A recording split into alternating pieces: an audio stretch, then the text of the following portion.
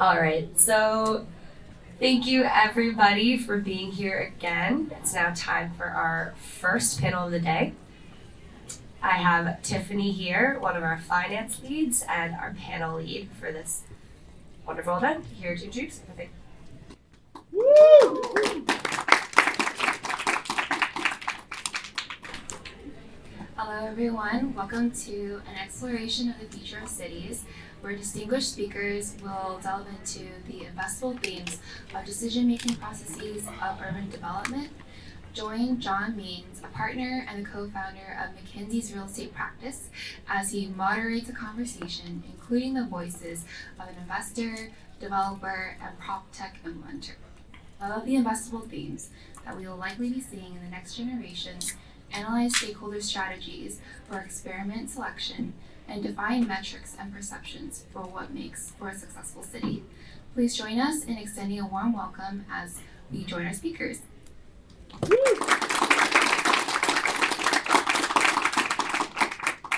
Great, good morning. Thanks everyone for being with us and joining us instead of It's Electric. I will do my best to be electric. We'll have a conversation as we go through.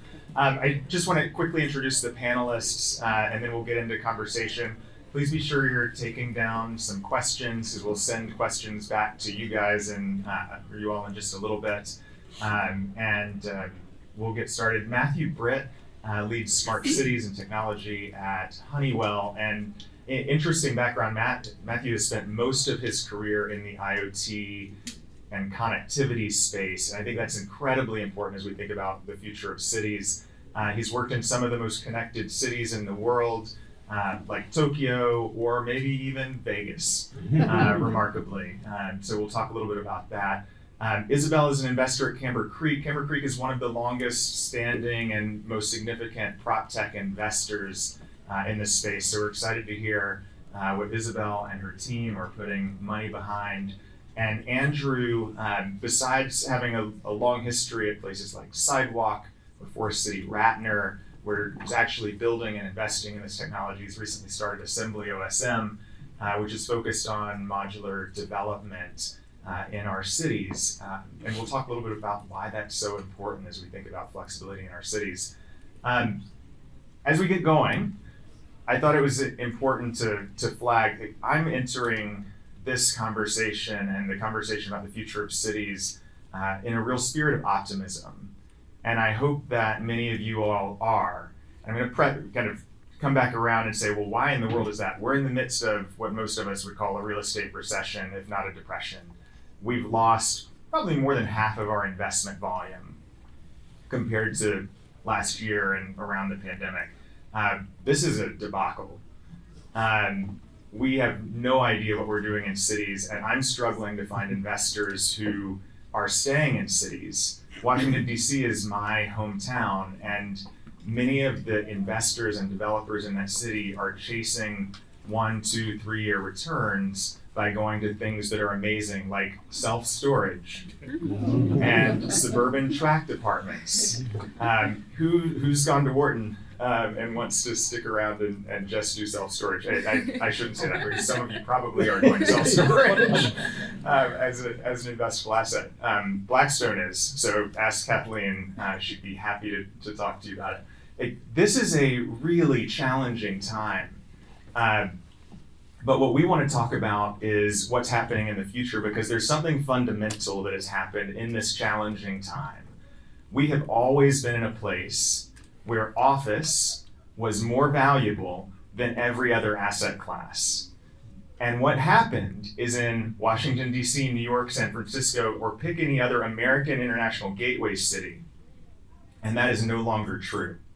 My office is in DuPont Circle. I can point to 6 foreclosed office buildings within 2 blocks of the McKinsey office there. There are a lot of them you don't know about yet. It's a tragedy, but it also means that we can start to invest in the city that we want to live in and the technology and the experience that we want to have. So what we're trying to do is rally investors back around that idea that we can create mixed use, mixed income, vibrant places where, I loved the conversation earlier this morning, that Leah and Mira were sharing, that invests in the experience that people want, and one, in many cases in the prop tech world, they don't even see, but it makes the experience better. So I entered this conversation with a sense of optimism, even though as investors, we probably are having trouble getting capital right now. So we'll talk about that. I wanted to ask the kind of our panel about the conversation that opened this morning, where we were really talking about what is the future of cities and what do we invest in. So I'll just open-ended question. What resonated with you about the future of cities, and how did that make you think about your prop tech differently? Andrew, you are dying to dive in. I didn't know which order you were going to go in. I will never have an order. If you want to talk, you give me the I am dying to jump in. Look, I might be dying. I have a lot of thoughts on the future of cities. I think it's part of my job to be a startup founder, and also as a startup in the startup ecosystem, you have to be optimistic. Like it is a core trait that you need. But one of the things that I've been thinking a lot about, building on what you discussed and also what I heard earlier, is we're at this reinvention moment, right? You have this moment where, okay, office isn't the most valuable thing in cities. What void does that leave and what fills it? And one of the themes that I heard earlier was this notion of like people-centric and public-private partnership, where, for my whole working career, not that long, but like 13 years in this industry, most of that time was motivated by like private development, right? You wanted to maximize your IRR, you were juicing a promote, you were solving for yield on cost. And I think what's happened, partially from COVID, partially from the rise of climate change from a nice to have to a need to have, the poignancy of the affordability crisis, we're moving to a place where like it's not just a single metric anymore. And when you introduce all of these other things like sustainability, affordability, you start thinking, or you start creeping into the governmental lens, the political lens, right? Like housing is no longer just how do I build this for a return? It's like, okay, how do I get the subsidy from the city to do it? And a lot of what I heard in the prior one was around public-private partnership. And I think one of my big theses on development in major cities is we have reached a point where we're at the end of private development, right? Everything is going to be much more public-private than it's ever been before, because we're no longer maximizing for a single thing. And all of those other externalities involve the government, involve the communities, involve political forces. And I think that's just one thing as we think about what the next generation of our businesses, our development, all of the stuff that we all think about, we have to think about how we tie in the public-private into what we're doing. Yeah, totally agree with everything you said. I think the other piece of the discussion that really resonated was the concept of the concept of building assets that work two jobs. So as the lines between work and living continue to kind of blur and consumer preferences shift, building assets that are flexible in what they can do and what they can provide to tenants is increasingly important. And it was nice to hear a focus on that. Yeah, I'm also kind of an eternal optimist as well, and I think that there's a lot of reasons, going when kind of you think back of what smart cities was and is over the last decade when I first got into smart cities. Now we've got the investments coming in from the federal government really for the first time in meaningful volume, right? Where there's more money to invest in our communities than we will ever see again in our lifetimes, more than likely.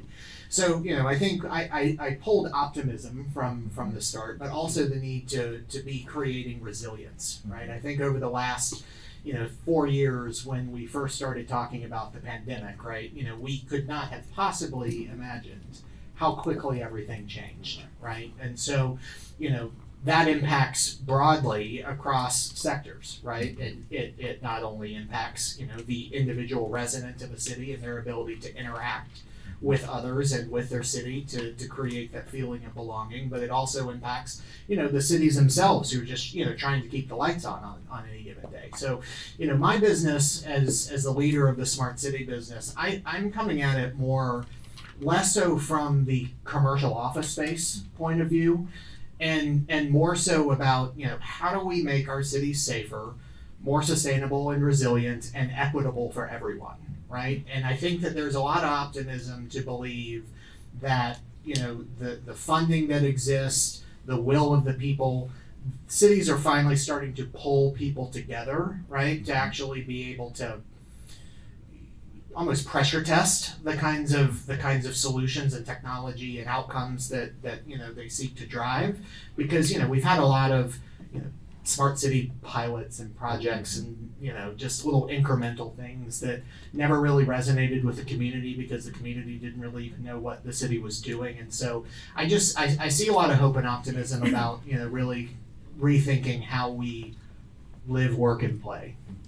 I really appreciate both of your thoughts on investing behind what the community needs, or thinking about the end user first as the primary goal, not the cool technology or the wiring under the street.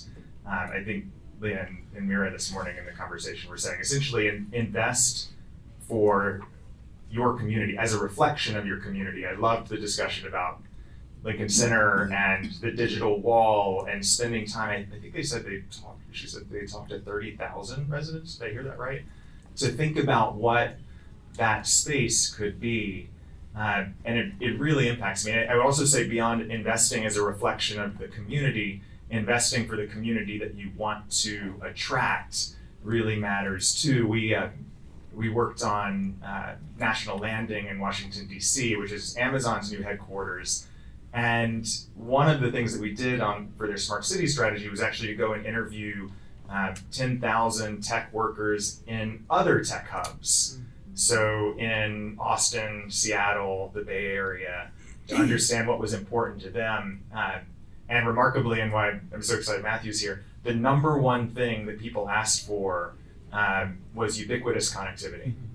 So I don't want it to matter whether I'm in the office, in my home, on the transit system, walking between them. It would be great if I had low latency connectivity no matter where I went and I wasn't searching for connection.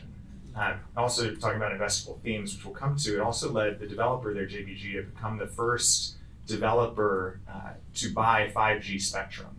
So now Verizon and AT&T and Comcast lease from them because the developer said, we have to control that space where the city wasn't prepared to, and the kind of the breakup of all of the telecoms was going to cause them trouble to create that ubiquitous connectivity. So they said, we want to invest behind that. So I'm curious, where are you investing? What are your investable themes? Where do you wish you could that your investors aren't putting money behind right now? How are you guys thinking about where to invest, the themes today? So for Honeywell, we're looking at government programs, right? And there are several different funding areas that are of particular interest, I think, right now in cities in general. Department of Transportation has a number of them. We've worked with actually 6 cities over the last year and a half or so. 3 under the prior year, fiscal year, funding opportunity, and 3 more for this past one.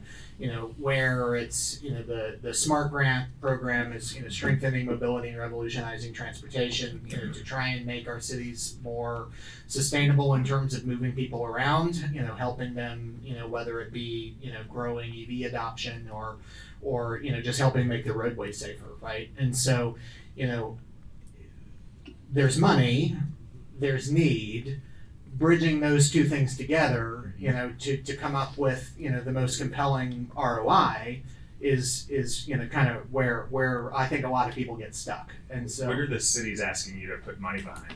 Well, so like for example, we do a lot of work, from an energy efficiency standpoint, where we're bringing capital to the table, right, to do building retrofits, to upgrade HVAC and other, lighting and other the high contributing load factors of the building, right, to help them be more sustainable. Where there's no cash outlay for the city to do that, right, or for a private company for that matter, the bringing the capital and then sharing in the savings that results from doing those building upgrades to help the buildings become more sustainable. I mean, the greenhouse gases with buildings, 40% almost of all corporate real estate in the world is a driving 40% of our greenhouse gas emissions. So if we can reduce that, then that's certainly a win for everybody. And when you think about just from an investment standpoint, these are pretty clear cut ROIs that I think everybody understands for the most part, that can help cities get going at least on their sustainability journey, while we go and start tackling actual funding opportunities from government incentives and programs to take advantage of modernization opportunities. What about you? Yeah, so a slightly different focus. We invest on behalf of strategic groups, so we're mostly focused on investments that shape how developers and owners of real estate can build toward a more sustainable and financially positive way. So some of the things that we've been looking at are directly ingrained in how you develop individual properties. We're looking at tools where you can measure the embodied carbon of a design at a very early stage. So you're making decisions at that very early design and almost conceptual stage that you're able to incorporate the embodied carbon footprint in a way that you really haven't been in the past, or owners and developers have more been focused on operational carbon up until this point. We're also spending a bunch of time on energy efficiency tools, similar to what you mentioned, virtual power plants in multifamily buildings, and solar, community solar. So a lot of interesting things going into both the development of buildings and existing buildings. Isabelle, you mentioned when we were chatting just before the session, Happy Co. I don't usually think about Happy Co. when I think about submitting maintenance requests in my apartment or dealing with leasing. Like, why a company like Happy Co? Yeah, I think as like sort of we've mentioned, where real estate's in an era where driving top line revenue growth or decreasing costs is pretty much the only thing that we can get owners to think about at this point.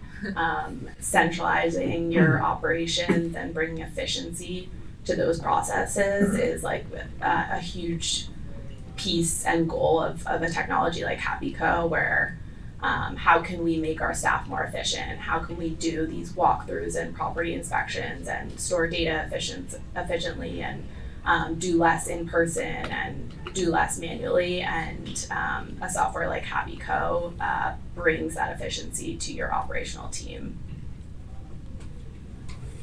Can I ask you a personal question? There is a long graveyard of modular companies. We're going there. How does that fit into our the big investable themes? Yeah. Why do investors care about modular downtown today? Yeah, I was gonna say, I'm not often asked what am I investing in. I'm normally asking to be invested in. But If anyone has a checkbook. Yeah, seriously. The modular graveyard. Okay. Modular, I have a lot of thoughts. The way that I think about the history of modular, it's been around for a long time, right? We've seen the Sears Roebuck houses, we've seen the stuff happening in the Nordics and Japan. So the technology is there, right? So why is it not being adopted in markets here when we have such pronounced housing need? We have a need for it. And I actually think one of the biggest things that has been broken in the modular approach is really the business model as opposed to the technology side. And we all know real estate. Real estate is the most cyclical business model you could possibly have, right? It's boom and bust based on interest rates, cap rates, political whims, stroke of pen risk. So when you think about the classic business model of modular, you open a factory, spend $100 million on maybe some robots, or if you were 50 years ago, building up a skilled labor force to build that building in chunks, and you pray for constant pipeline. You pray that you can amortize that cost over a series of projects. Well, there's no such thing as constant pipeline in real estate development, right? Our development comes in waves. We've seen this in cities. So why does it not work? Well, what happens is every cycle, in the up times, the good times, we see a bunch of modular companies pop up. We see the headlines, they reach billion-dollar valuation, and then what happens? A blip happens in the real estate cycle, and they die. How do you think about building a business model that actually works for the real estate market, the cyclicality that's embedded? You have to think about turning much more of your cost basis into a variable cost.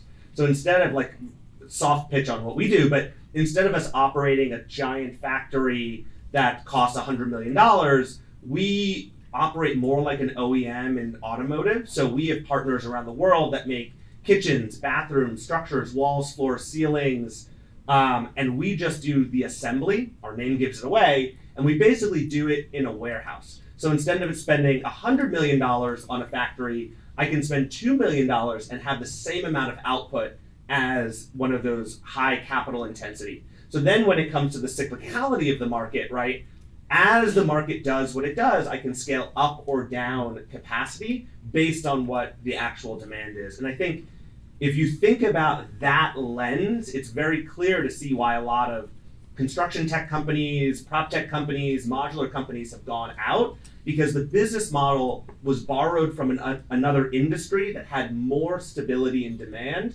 than what is inherent in the real estate development market. So that was like a little soft pitch, but I appreciate it. Well, and it gives you the opportunity to experiment a little bit more, to push things. It is interesting as you think about these investable themes, right? We're going back to sustainability, green energy, experience, modular, which is really flexibility in the built environment.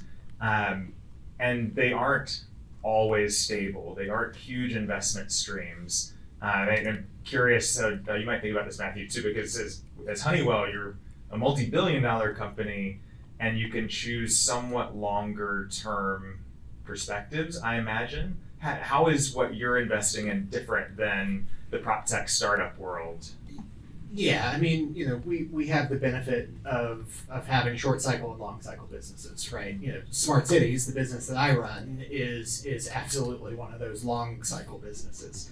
You know, but I mean, at Honeywell, we're all about innovation, right? And innovation where there's demand and there's money to pay for it, right? You know, either via, you know, public-private partnerships, you know, with a consortium of different companies, you know, or government incentives, or just new projects that have already been funded, right? And so, you know, when you kind of look at some of our, you know, short cycle stuff that we do, like say with smart energy, right, where, you know, we've got our metering business, and, you know, it's all about, you know, quickly kind of adjusting to the changes in the market, right, and kind of, you know, being almost, you know, I mean, with short cycle, it's almost being more reactive, but trying to be proactive in trying to anticipate. But with Smart Cities, we have the benefit of time, right? You know, so I mean, I think that, you know, the kinds of projects that I want to work on are the kinds of projects that, you know, can help us weather the extreme, you know, national or weather events that we have, you know, on an ongoing basis. You know, the ice storm that hit Texas last year, or 2 or 3 years ago now, you know, floods, hurricanes, you know, where, you know, residents are losing power for extended periods of time. We know that that typically impacts the low to moderate income families of a city more than, you know, the upper, you know, demographics. And so, you know, really working with the cities to come up with that, you know, kind of partnership model to be able to, you know, go get some of the money over here, you know, bring in public financing and private financing to be able to, you know, do some innovative solar projects and, you know, battery energy storage and those kinds of things, you know, that can help just with the continuity of a city, right? Because what we see is, all of a sudden everyone loses power, then all of a sudden there's no water and people, freeze to death, and, it's a major problem. And so, there's money out there for it. Private companies are certainly interested in monetizing the assets, around solar on behalf of cities, and so, how can we accomplish that more? I wanted to test an investable theme, and you guys can tell me that I'm crazy and this will never happen, but we talked about the deterioration of the building stock a little bit in the cities, right? That's why our office buildings are Class B and C being foreclosed and redeveloped. And what we're running into to change that stock are certainly some fundamental issues around structure, and can we make that happen? But I find myself running into more questions about how do I change over the HVAC system with tenants in place? How do I treat a conversion from office to residential as a modular fit out problem? Why can't I roll in the kitchen the same way that I treat a conference room wall as furniture? Which, by the way, as I work with future of work office owners, by and large, they are thinking about the office and what you see in this space, every wall, ceiling panel, or carpet tile as furniture now. So I can change it every day. And it's just left me wondering, is there an entirely new investable theme that actually puts money behind assembly, puts money behind mechanical system modularity, and says, okay, we want to make the building stock flexible or adaptable? Like, do you have investors behind that? Would Creek invest in it? Well, where are we? On the Honeywell side, absolutely. As it relates to building retrofits, primarily office buildings is generally the focus, but residential as well. Anywhere where we can generate an ROI based on actions that we're doing, we typically have a good history of being able to bring private capital to the table. I can't speak so much on the modular side, though. What do you think? I can't give you a yes or no whether we would invest. I'd like a check. We'll all take yes. One of the challenges I think that we see in like speaking to HVAC retrofit or HVAC as a service company is in a fund that we typically invest in primarily SaaS businesses is tied into how we think about the public funding. So with HVAC retrofits and some of these businesses like Runwise or Parity, a lot of their payback time and value prop to the owner is based on incentive or rebates that they're getting either from the government or utilities. And that is very effective and increases the value prop, but it also extends the sales cycle and the sales motion for these companies significantly. And it adds a service component to this business where oftentimes the company is securing the financing and managing that financing through the duration of the project and potentially even like the operation of the units going forward. And that's just different than a typical SaaS model. It's a lot more labor intensive and time intensive and dependent on that government or utility funding being in place. So it just complicates how we underwrite the deal. Not to say that we wouldn't do it, but just how we look at it has to be different than a typical SaaS business. On the modularity, obviously all our investors believe in modularity, but on the sort of like theme of like you pop in a kitchen, you pop out a kitchen, one of our big theses around assembly is you by design get design for disassembly, just part of the package. So you design a kitchen to pop in, like you can unpop that kitchen. The investors that we are seeing that concept resonate with are the ones that are starting to think about embodied carbon. So it's less about like the user. We're not seeing a lot of developer interest on that because their timescales are typically shorter than the disassembly would happen. But now that embodied carbon and life cycle carbon is being taken into account with investors, cost of capital, and things like that, the ability to say, I don't have to tear down this building, but I can replace a bathroom pod, a kitchen pod, a facade panel, an MEP system without doing everything else, because all of those are replaced on different timescales anyway. So you can have this sort of rolling improvement of the building. I think investors that are putting on a sustainability lens are really thinking about that, because they want their buildings to last not just for 50 years, but 500 years. And how do you build systems and processes that allow you to do that? It's interesting. There are a couple pilot projects in DC in a program called Live Work Lofts, where the guy who created the idea actually patented it, but it's this idea that you permit dual use and get dual certificates of occupancy for office and housing. And essentially, the entire floor plate is designed modularly, so you can swap the kitchen in this apartment from a kitchen for an office suite to a kitchen for a housing suite.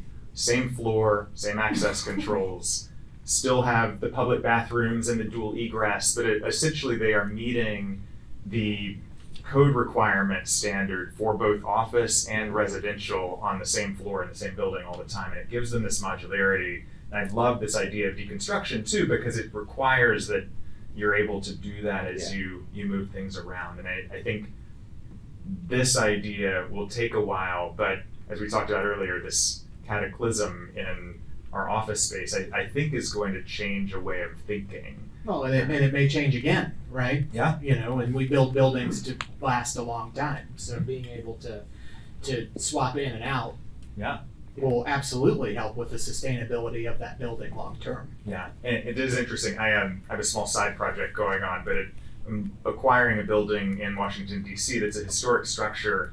It was built in 1928 as apartments. It was converted in 1942 to office. It is now 60% vacant, foreclosed on, and not supporting the future of the city. And we're really struggling on this with the basis of this building and the ability to transition it. By the way, when I talked to our contractor about the HVAC turnover and the tenant fit out to office, my cost estimate jumped by 50%. So we got to figure out a way to deal with this so that these things can be done. But I think being able to invest behind these ideas is really quite important. You started to mention kind of what investors are looking for, and there's the short cycle, perhaps VC type investor. There's the long cycle. Perhaps you go all the way to the public initiatives and incentives. What are your investors looking for? Like, what's the ROI or the calculation that they're asking you to meet that is influencing the choices that you're making? Maybe we'll start with the LP investors. Yeah, so I think the number one priority is always like, how can we increase NOI in a building? And I think that was probably more flexible in the last couple of years, and this year it's definitely that's a must if they're looking at signing a technology contract. I think the other factor that influences them is sort of like legislation driven. So we're seeing developers and owners in cities that are more progressive and pushing whether it's environmental or social legislation that's pushing them to think into the near term or long term future about how they're going to climatize their buildings or provide flexibility for residents to consume alternative sources of energy, all of that. But it's really for the most part legislation driven or social mission driven, and then financially driven. We have two pockets of investors. So we're venture backed, close your ears, but taking venture money is like a deal with the devil almost. Like you take that money and you need to return 10x, 100x on that investment. So there's one side of our business which is really around how do you grow the opco, right? Like this venture backed business, scale it, enter other markets, really start driving unit economics and things like that. And that's very classic, just like returns driven. We have some sustainability focused investors who are also monitoring things like operational and embodied carbon coming out of our buildings. But then we also take, for our actual projects, real estate capital, right? And that is a whole different set of things. And in some of our projects that we're looking at now, that real estate capital is not just coming from private sources, but it's also coming from public sources, right? And those investors think about all of your classic return metrics like, yield on cost, IRR, things like that. But once you introduce the public dollars, what is your average rent, right? Like as a metric that's tracked by itself because they want to ensure that you're meeting affordability.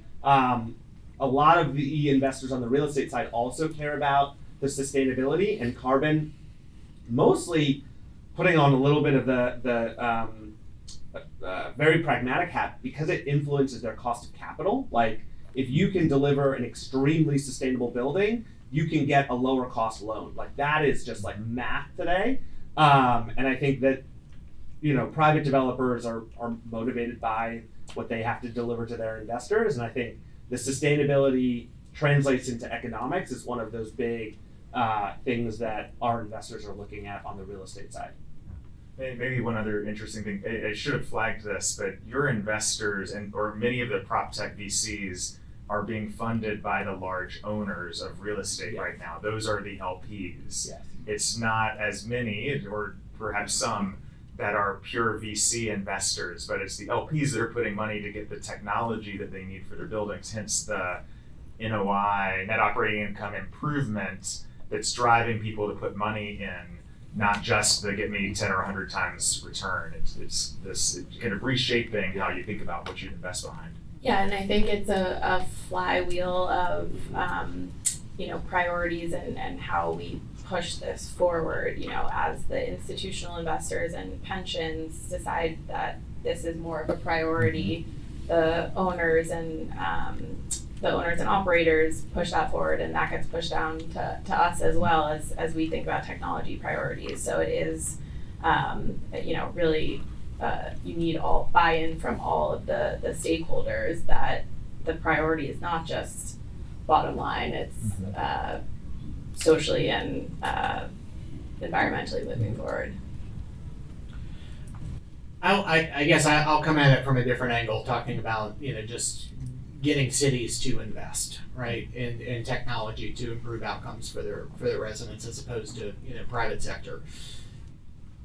One of the things that has been challenging, I think, for smart cities globally, but especially in the United States, is the lack of demonstrable outcomes, right? There's, again, I mentioned earlier, lots of pilots, lots of little proofs of concept just floating around here, trying to do certain things that the general public doesn't actually recognize the benefit of, and so what we've been particularly successful with, in part because of technology and just technology and process, is being able to help demonstrate meaningful and material soft savings, right? Not cities aren't in the business to make money, typically, like in the traditional sense. They're about metrics, right? Reducing metrics. And so, for example, we worked with the city of Bangalore and India, right? 11 million people, and on a public safety project where, they deployed our city operating system platform, which we call City Suite, to integrate, their network of video management systems and traffic networks and all throughout the city into one common operating system. And we subsequently reduced emergency response time from 22 minutes to 8 minutes, right? So that's a huge drop from the time someone picks up the phone and they call 911, and they need help, to the guy to having a first responder show up, by leveraging technology to be able to, route people faster, know when, they need to have a police officer or a first responder on site, before the call comes in, theoretically, but so not only reducing, the response time by 80%, but subsequently also reducing crime by 20%, right? So these are, outcomes that the public can actually see, that then subsequently spurs additional investment, right? And so I think that's where, if you're not able to go get money, go get private capital, and you're using your general operating, your operating fund, or you're going out and getting grants and incentives, you got to be able to really articulate the benefit to the people, right? Not so much the benefit to you specifically or your department, although there needs to be benefit there as well. It's interesting. I want to build on that. I also want to give you all a heads up. We're going to ask for questions in like 30 seconds as I'm building on this, and we've got probably 20 minutes that we can hear questions. Just something you said, it is remarkable the breadth of incentives or objectives that our investors are investing behind, and the something you said, Matthew, reminded me of what Mira and Leah were talking about this morning again, which is the city's operations, especially the digital operations, should be invisible. This is about making the city easier, about making it faster. And we worked on a Smart Cities report years ago that was, what's the benefit of smart cities? And none of it got into annual recurring revenue and things like that. From the VC perspective, it was faster emergency response time, less time spent commuting, lower crime rates, and got a bit into the experience side as well, which is, and that, by the way, is what gets your public officials reelected, right, right, specifically. Yeah, I mean you think about what brings a public official to a ribbon cutting and gets them excited about investing behind a building. It's the community solar effect. Certainly, it's the efficient development of the project that allows you to put workforce housing in. It's clean spaces. I don't think we ever would have imagined that we were going to be talking about indoor air quality as much as we are now. But if you haven't followed Dr. Joe Allen, he's worth reading. Wrote a book essentially about healthy spaces, but he carries an indoor air quality meter around with him and takes it to every meeting and holds it up and says, "Did you know that your employees and your residents are buying these for $50 on Amazon, and they are going to call you when parts per million of X isn't right, and they are more informed than you are about the health of their building." Like, that is a truly investable theme now too. And the challenge there becomes, healthy buildings, which everybody wants as a result of COVID and the pandemic, is often at odds with sustainability, right? You have to ventilate much more frequently, right? Which in turn drives electricity up. And so, being able to manage the rest of the energy throughout the building, like plug loads and, everything else that, lighting and, that doesn't impact a building's, healthy air, becomes even more critical. We had this challenge when we were setting, like, what goals do we have as a company? We had, healthy buildings and really sustainable. So we decided for our first few buildings, we were going to do passive house, so extremely low energy on the operational side, which typically means like you wrap it in bubble wrap and like everything's insulated, and also WELL certification, which is like the highest certification for healthy. They are very much in odds in terms of what you want. Like, you want a very breathable building, or you want a building wrapped in bubble wrap. And I think this is one of those things that I like to call it like setting up a creative tension within the company. Like, our job, our reason for existence, the reason that we have investor dollars is to figure out how to reconcile these two things in a solution that actually maximizes both of them and not just chooses one. So the team hates me for setting both, but I actually think it's resulting in a much better outcome on our buildings. Why don't we turn to you all, just so we have the chance to hear some questions from the participants as well. Thank you very much for this really interesting panel and the challenges you're facing. And you're looking to public money now to take the place of private money. So I'm wondering, I wanted to talk to Andrew when he worked at Alphabet and the effort that Alphabet had in Toronto. Yes. And what are the lessons you've learned? And are you? I'm getting all the hard questions. Well, and the real question is, how are you preparing yourself to work with the public sector, not just the public officials, but the community, as you're talking about? You're not trained in that area, right? So what are you doing? Yeah. For those who don't know, Sidewalk Labs was a sister company to Google under the Alphabet Agenda or a company, and our mission was very broad, use technology to solve urban problems, right? And the manifestation of that in the era when I was there was building essentially a new district in Toronto from the internet up was the catchphrase, right? And really that was how do you build, operate, community involvement in the city.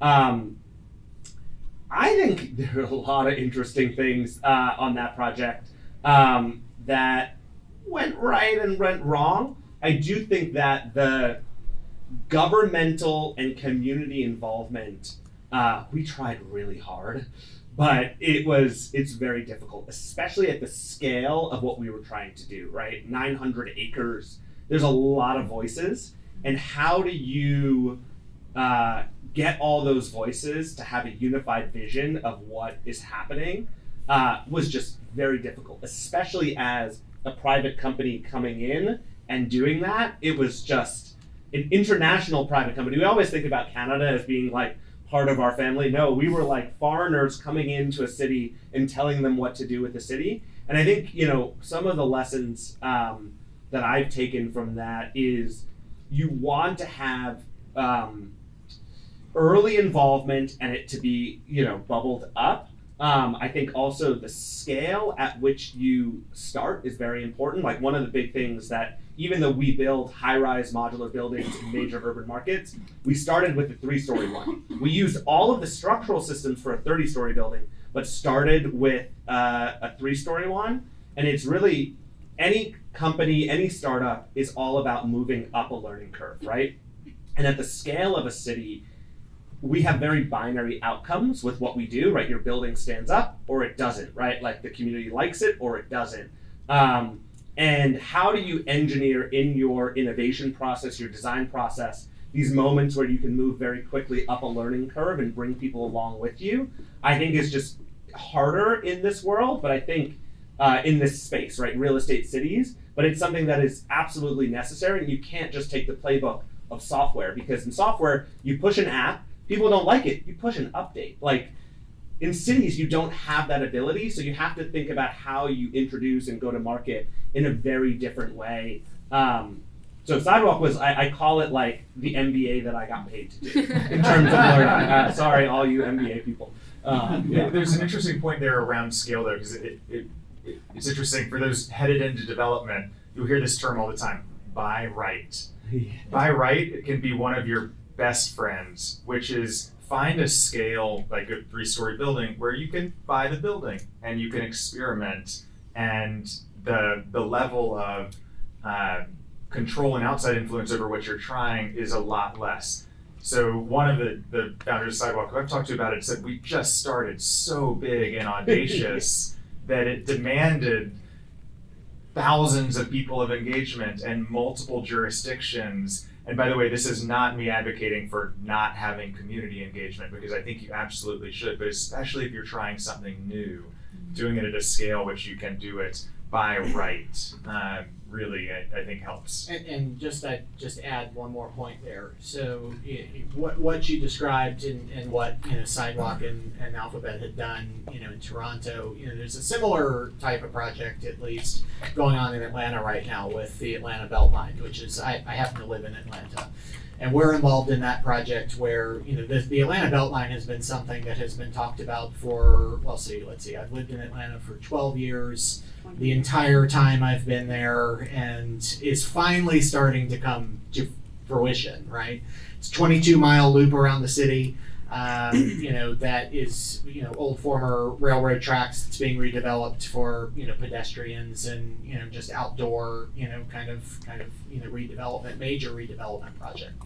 And so, we're one of the leads on that project where we brought together the likes of Google and, Blink and, a bunch of other, technology companies to demonstrate some different use cases along the Beltline for the betterment, of the people that live there. But part of what we're doing is the technology master planning for them, where, we're creating the roadmap. They're turning it over to the city in 6 years, and so they got to do certain things for it to become sustainable, so that it's not a burden, when the city takes over. But as part of that, we are pulling together large swaths of the city, the residents and the neighborhoods that live along the Beltline, to understand what they want, right? Not technology and not, shiny things. What are the outcomes that they are looking to achieve, right? Bridging the digital divide, safe and secure, just quality of life in general, right? More access to, grocery and food and things like that, because it's actually, in most parts along the Beltline, is a food desert. And so, pulling together the people is how to get anything done, right? It takes longer. It takes longer, right? But at the end of the day, cities, smart cities, are about people, right? Not things. You have to go do things in order to improve quality of life. But at the end of the day, if your residents don't see the value in it, then, why? Turn to other questions. I'll let you guys choose. There's so many hands. We're going to be here at the breaks too, but I'll let you go. Hi. Oh gosh, that's close to my mouth. Hi, I'm Beth. I'm a senior in Wharton and also the engineering school at Penn. And I also interned at Assembly over the summer, doing materials and strategy. And This was not a plan. No, it wasn't. I wanted to circle back to what Isabelle was talking about earlier about how money from the investing side is moving more from operational carbon to embodied carbon. And as Andrew mentioned, Assembly's process allows for the reduction of carbon in our end of life deconstruction, but there's also a lot I found in my research over the summer about our more upstream activities. And there were two main challenges that we found in defining an assembly building's embodied carbon. One is that traditionally, I think the focus was on operational carbon because the supply chains are don't have a lot of transparency in terms of where their materials come from. And then also I think the majority of tools that are currently on the market to measure embodied carbon of stuff is not made for buildings. So they make all buildings look really bad in terms of sustainability. So I was wondering, as an investor, and maybe Matthew can also talk about this, what are the tools that are on the market that you think are going to be really good for painting buildings in a better light in terms of sustainability? And two, how do you deal with the lack of transparency in the current supply chains in the construction industry? Yeah, I mean, I can't speak to the supply chain part of it, but just as an example at Honeywell with our Forge Sustainability Plus for buildings, right? It's all about deploying software within the building, connecting to all the various systems throughout, right, to be able to monitor, control, and optimize your energy consumption all day long, right? To be able to turn off outlets, right? That are not being used overnight, that are draining power all night long, right? So it's you can't measure what you don't know exists in the first place, and you can't track metrics against it. You can't really have any basis for understanding, right? How your building is performing. So leveraging the technology to know, create your baseline and be able to tell that the different initiatives that you have throughout the building, and whether it be replacing HVACs or otherwise, right? Being able to get that granular level detail to actually make decisions. Yeah, and it's a great question. It's something we're really focused on. I think, first we're seeing an improvement in building material quality. So that's a category of its own, sustainable building materials, whether it's cement or wood panel, timber. So that's kind of a separate category. And then in terms of the transparency you mentioned and sort of how we're able to measure that and have a real idea of what the development of these buildings looks like. I think it really starts with the manufacturers of those products. So we've seen a few companies, and I'm happy to share these with you after too. One in particular that's working on an integration with building material suppliers and creating live EPDs, so environmental product declarations that give you the real impact of the materials, and that is what you need to build into these downstream tools like tangible materials or companies that want to measure your impact but don't have the raw data. So you need the live data from the suppliers, and I think technology that's gonna take that from their internal systems and give you a live view as the supply chain changes and as the raw inputs change. Those are gonna be the really important tools to give you that transparency. Let's jump to other questions.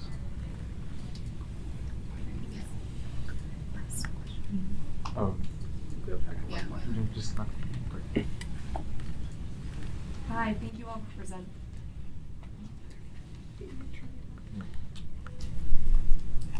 Hi, thank you all for presenting. I had a quick question about because of office vacancies, parts of cities are now becoming dead zones. Take downtown Atlanta, for example. It's a phenomenally built location that nobody wants to go to. And interestingly, they're still building more. Exactly. So how does the government, the private sector, and even people, how do they get incentivized to repopulate those areas so that those areas don't become crime-ridden parts of the cities that people just want to avoid? Well, in Atlanta, and you know, since you mentioned it, you know, we're in the process of turning over some of the old office buildings that have been abandoned into affordable housing. You know, that through various government grants, but also, you know, private sector donations as well. You know, so I mean, that's in Atlanta. That's at least something that is slowly coming to fruition while we continue to build new large buildings. I would say become a developer and go build the community that you want to live in. I hadn't intended to say this now. I resigned from McKinsey 2 weeks ago. What? To launch a development company focused on adaptive reuse in downtowns. So if anyone has a checkbook, I got $60 million yesterday. I still need 40 more for the building that I was mentioning. This is the time, and office is not coming back. It's funny because if you sit in a room full of real estate developers, I speak at ULI all the time, everybody is cheering for return to office mandates. Don't you want to be forced back to the office at least 4 days a week? It's going to be awesome, I promise. We have an office mandate 4 days a week. So now I'm going to get on my soapbox. Going back to what didn't work before is not going to be a solution. Any company I talk to, I spend probably half my time at McKinsey working with companies on their technology platform to make their workforce more productive. The idea that the best people to solve your most complex problem happen to be sitting in this building today on any given day and are going to meet at the water cooler to have the best idea they've ever had is a total fallacy. So what we're actually working on is, and I have a life science company that I've spent a lot of time with. We're building robotic laboratories in their basements. By the way, you can renovate a postal service warehouse for this to run at a Biosafety Lab 3 level. And the researchers can sit on their iPads on Zoom and code their experiments from anywhere in the world and do it asynchronously and generate new drugs. We used to believe, and the real estate industry is investing behind life science like madly because it's the only thing we could say, oh, you have to be in person. There are modular companies doing this, modular robotic laboratories. We are rapidly investing in a world where the savior of real estate doesn't need a physical space beyond a warehouse that is like a Class B postal service warehouse. Like, it is coming. So it just leads me back to, sorry, this is a long tangent on your question. That was a soapbox moment for me. We shouldn't be forcing people back to the city. We shouldn't be incentivizing people to commute. Washington, D.C. this past week announced a free coffee plan if you come into the city to work. Are you kidding me? I have a coffee maker at home. And by the way, now that I'm more flexible, like I bike my daughter to school every day. I pick up my son from elementary school every day. Like, that never happened before because I have this tremendous flexibility. I am not going to a company that has a 5-day-a-week or a 4-day-a-week mandate. In fact, I've told multiple private equity companies I will not run their real estate portfolio because they have a 5-day-a-week mandate. I'm starting my own company so that my office is outside my daughter's bedroom and I'm building in my neighborhood to build the community that I want to have. So coming all the way back around to your question, change the footprint of the city and build the city that you want to live in, convert the old offices into something better, and please don't just tear them down and scrape the ground and rebuild, because that's awful for our embedded carbon. Like most buildings, regardless of what you hear, Gensler says 30%, McKinsey says 5%, everybody's got a pittance of the building stock can actually be used as something that's not office. It's just wrong. Yes, there are some floor plates that are just impossible to deal with. There's a cost basis issue in converting buildings, but that doesn't mean we can't convert a lot of our cities, and it might be a needle in a haystack issue for now, but by the way, I'm buying buildings at 80% off on clearance sale right now. It's called foreclosure. Like, this is what we're dealing with in our downtown. So, sorry, reinvest in the cities that you want to live in, I guess is the answer to your question. Do any of you guys want to tell me that's crazy or have other thoughts? We'll have the office conversation. Off mic. It is, by the way, it is only in meetings of real estate developers and real estate investors where I hear return to office mandates. And by the way, the CEOs of the banks who are saying 5 days a week, they are not building 5-day-a-week buildings. I promise, because I'm building them right now. They are not building for in-office 5 days a week. They are saying 5 days a week, but that's not what they're building to. And that's where the rubber hits the road. I see a question all the way in the back corner. And I think this is our last question. Okay. And there will only be one response. We'll see who has the biggest. I want to jump in. Go ahead. Yeah, thank you all for being here. Smart cities are for people. The question after that is which people? It's a great question. You have three, categories. You have builders, you have owners, and then you have dwellers, right? Who do you trust and who are you calling on to run the negotiations in between the builders, the owners, and the dwellers to come out with the best blueprint or the best layout of a smart city? You get the answer, Matthew, because I'm not sure, because we're not generally working with owners and buildings, private buildings. We do to a certain extent, but to answer your question very extremely fundamentally, it's for all people, right? And so that example of that I mentioned about the community work that we're doing with the city of Atlanta and the Atlanta Beltline, I think is a perfect example of that. It brings together business, it brings together, HOAs and other community organizations that all have a stake in the ground, right? That they care about improving the lives of the people that live in their community and along the Beltline. And so I think that coming at it from that angle, where it is a cross section of not only the residents but